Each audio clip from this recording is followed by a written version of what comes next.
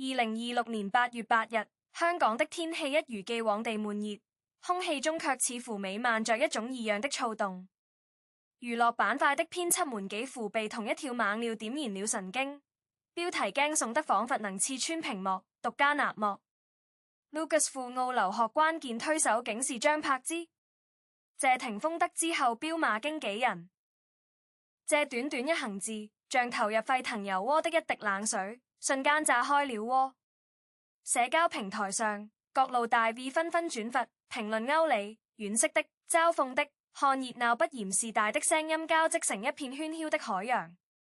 人們似乎已經迫不及待地想要看到一場新的家庭倫理大揮拉開帷幕，準備圍觀那位向來桀驁不馴的天王謝霆鋒如何因前妻的擅作主張而雷霆震怒。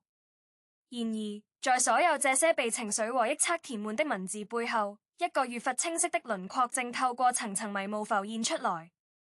那是一個關於放手、關於成全，也關於一個少年如何在眾目睽睽之下試圖走出一條與父輩截然不同的路的故事。這場風暴的中心其實並非怒火，而是一種沉默到極致的溫柔。事情旋得從今年年初說起，那時早已被媒體和粉絲看着長大的謝家長子謝震軒，也就是 Lucas， 剛滿18歲不久，面臨着人生第一道重要的分水嶺。關於他的去向，外界猜測紛紜。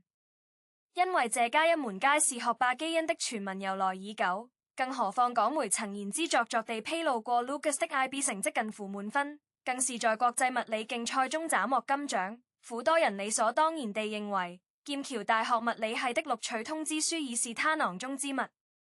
畢竟那條被鋪滿鮮花與掌聲的路，看起來最符合大眾對於星二代天花板的想象。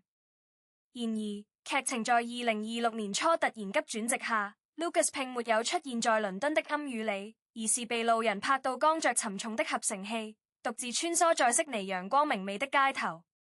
他最終入讀了澳大利亞音樂學院，主修現代音樂製作，甚至全憑借自己製作的原創電子樂 demo 拿到了一筆折合人民幣近10萬元的獎學金。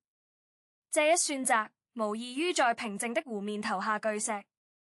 起初幾乎所有媒體的口徑都驚人地一致，將矛頭對準了張柏芝，標題裏充斥着張柏芝為子鋪路、單親媽媽強改孩子人生之類的字眼。在他們的敘事裡，這不過是一個典型的掌控欲極強的單親母親，將自己的意志強行加諸於天才兒子身上的悲情故事。所謂的避走澳洲，被解構成了一種對香港那個複雜家庭環境的逃離，一種帶着賭氣性質的割裂。更有甚者，翻出張柏芝早年曾在澳洲生活的舊聞，言之鑿鑿地稱這就是他蓄謀已久的佈局。然而事實的真相往往藏在最不起眼的角落裡，等着那些願意俯身細看的人。在 Lucas 做出這個算擲的全過程中，張柏芝所扮演的角色其實並非推手，而是守門人。據接近張柏芝身邊的工作人員透露，早在 Lucas 面臨擇校壓力、內心最為搖擺不定的時候，他並沒有給出任何傾向性的意見，既沒有像外界取七的那樣鼓勵他離得越遠越好，也沒有像某些傳統的中國母親那樣以為你好的名義逼他選擇看似更有前途的物理系。他只問了一句讓人回味無窮的話：你解題的時候心跳快，還是寫完一首歌最後一個音符的時候心跳快？這個問題直接繞開了世俗的名利、家族的期望，直抵一個少年內心最原始的衝動。Lucas 後嚟說，就是這句話讓他徹底看清了自己的方向。他確實擁有紮實的理科底子，也享受解出難題的成就感，但那更像是一種技能上的證明，而非靈魂深處的喜悅。而當他窩在房間裡，對着電腦屏幕調整一條音軌的 EQ， 試了17遍依然樂此不疲時，那種近乎偏執的專注騙不了人。於是那個被媒體拍到的獨自在悉尼剛行李的瘦高身影，其實並非被流放的淒涼，而是一個被給予了充分信任的少年，懷着忐忑卻又堅定的心，去奔赴屬於他的戰場。張柏芝在送他入學時，確實親力親為，幫他租公寓，鋪床單，甚至在超市裏為他挑選洗衣液。但這並非某種過度溺愛的包辦，而是對於即將遠行的孩子最樸素也最溫暖的託舉。他知道，從今往後，這個孩子就要真正一個人面對生活的瑣碎與學業的艱難了。現在為他整理一下床鋪，是作為母親最後的，也是唯一能做的中庸。至於那份被媒體反覆提及的高達60%的獎學金，則成了 Lucas 對這個世界做出的最強硬的宣告。我選擇這條路，不是因為家裏有錢可以揮霍，也不是因為我想逃避競爭，而是因為我有能力為自己的熱愛買單。他靠自己做的音樂贏得了這個入場券。這邊母子二人在南半球安獨好一切，日子過得平靜而充實。另一邊，香港的輿論卻因為謝霆鋒飆罵經紀人的傳聞而甚無塵上。據說謝霆鋒得知兒子最終決定去澳洲學音樂，而自己竟然是通過港媒的連環奪命 call 才知道具體細節時，罕然地發了脾氣。但與其說他的怒火是鉗對前妻張柏芝，不如說是一種面對失控局面的磨礪感。在謝霆鋒的人生詞典裡，他似乎總是習慣掌控一切，無論是舞台上的吉他，算是廚房裡的食材，他都能游刃有餘。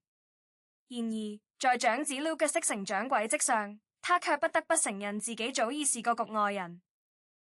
其實，謝霆鋒並非不關心兒子。今年4月的香港演唱會上，Lucas 和弟弟 Quintus 低調地坐在觀眾席被人拍到，那是他為數不多能展示父子溫情的時刻。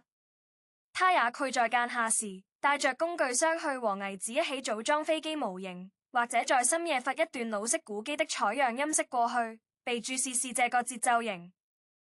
但這些碎片化的瞬間，像是一幅巨大拼圖裡零散的單片，難以拼湊出一個完整的父親形象。當 Lucas 決定將自己的未來交給悉尼那間不大的錄音棚，而不是劍橋那座古老晦宏的物理實驗室時，謝霆鋒或許第一次清晰地意識到，兒子已經長大了，大到可以獨自做出如此重大的決定，並且這個決定裡沒有徵求他意見的餘地。那份所謂的飆罵，更像是一個父親面對兒子翅膀硬了之後的某種不知所措，一種被傳統男權絲絨包裹着的笨拙的尊嚴受損。他沒有辦法責怪那個含辛茹苦把兒子帶大的女人，於是那個沒有及時向他匯報動向的經紀人變成了情緒的出口。對於張柏芝而言，這其實是一場曠日持久的無聲戰役的階段性勝利。自從與謝霆鋒離婚後，他幾乎將所有的事業重心全部傾斜到了3個兒子的養育上。在這個過程裡，他對外界的輿論始終採取一種不解釋、不賣慘、不控訴的3不政策。哪怕是在謝賢老爺子病危的最後那段日子裡，他二話不說，緊急為願在澳洲的 Lucas 辦理停課手續，加急改簽機票，只為了讓孩子能趕回嚟見爺爺最後一面。當 Lucas 風塵僕僕地出現在病床前，握着爺爺的手時，謝賢心裡必定是百感交集的。這個他從小看着長大的信子，沒有被複雜的家庭恩怨所污染，依然保持着最純粹的孝道。這背後如果沒有張柏芝日復一日的教誨，是絕對做不到的。謝賢後來那句沉甸甸的對不起他們母子3，或許是對這段婚姻糾葛最蒼涼也是最真誠的注腳。在處理謝賢後事期間，張柏芝沒有發表任何煽情的文字，只是將社交賬號的頭像悄悄換成了黑色。這種克制的沉默與他兒子的性格如出一轍。Lucas 在爺爺的葬禮上安靜守靈，不發一言，沒有像某些急於博取眼球的星二代那樣發長文悼念換取流量。他只是站在那裡，用沉默和陪伴完成了最後的告別。這種深沉而內斂的情感表達方式，絕非一朝一夕能夠練就。它潛藏在張柏芝每一次凌晨3點起床給孩子餵藥的身影裡，潛藏在他即使累倒在沙發上，也要堅持引兒子彈完一首曲子的內心之中。真正讓這場留學風波從八卦談之升華為某種社區議題的，是隨之而來的關於健康親子關係的大討論。有心理學背景的網友指出，Lucas 在機場自然地將媽媽留進懷裡，下巴輕輕抵着她的肩窩，這種毫不別扭的身體接觸，在華人家庭中實屬奢侈。這看似尋常的7秒鐘擁抱，被襯作安全依戀的代際傳帶。像柏茲沒有像很多家長那樣，在孩子長大後便刻意疏遠肢體接觸，也沒有用男孩子不苦哭這樣的刻板教條去壓抑 Lucas 的情感表達。這也就是為什麼當 Lucas 在19歲生日那天，面對媽媽帶嚟的飲料，能那麼自然而然地抬頭說出一句我想去擁抱你，因為我愛你的原因。那句出自他9歲時錄音的童聲告白，如今被像柏茲剪進生日視頻的背景音裡，瞬間擊潰了無數網友的心理防線。很多人這才驚覺，原來一個在單親家庭長大的孩子，可以沒有暗鬱，沒有烈氣，依然保有着如此豐沛且健康的愛的表達能力。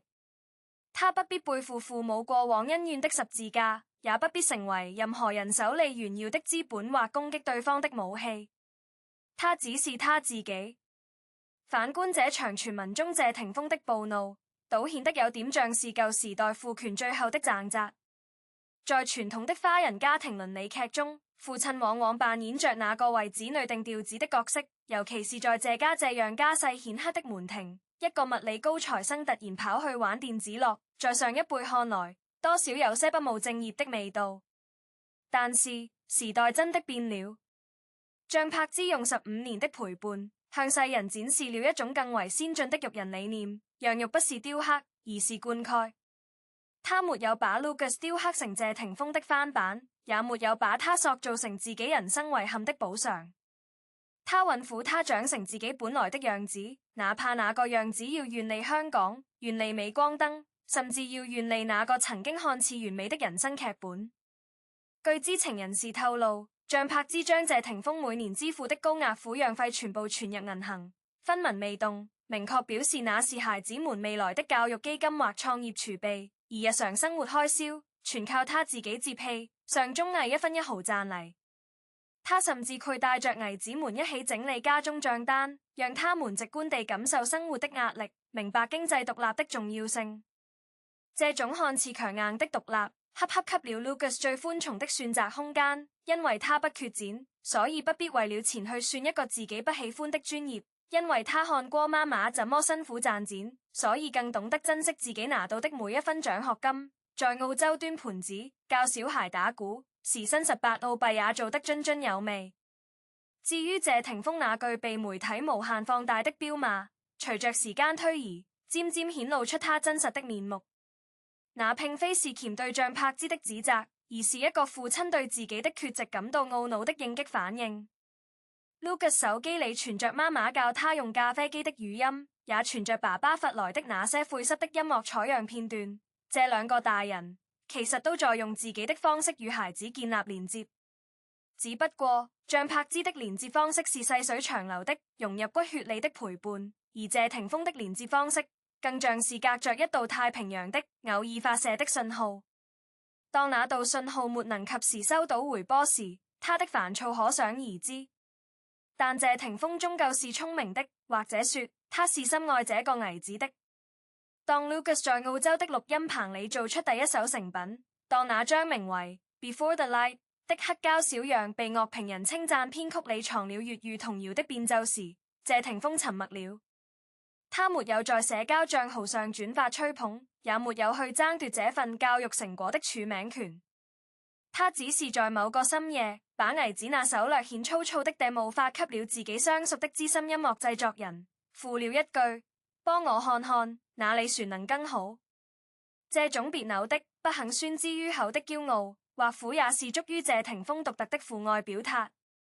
如今，這場所謂的獨家納莫風波，隨着 Lucas 在悉尼音樂學院按部就班地上課、打工、做音樂而逐漸平息。